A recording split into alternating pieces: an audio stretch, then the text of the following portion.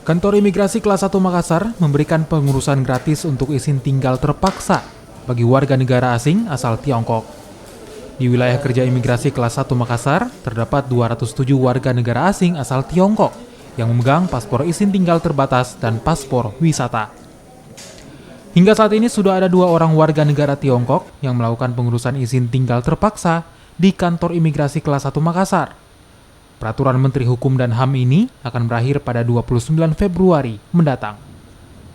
Bagi pemegang izin tinggal kunjungan atau izin tinggal terbatas yang izin tinggalnya masih berlaku dan dapat diperpanjang sesuai peraturan perundang-undangan yang berlaku, kepadanya tidak dapat diberikan izin tinggal keadaan terpaksa.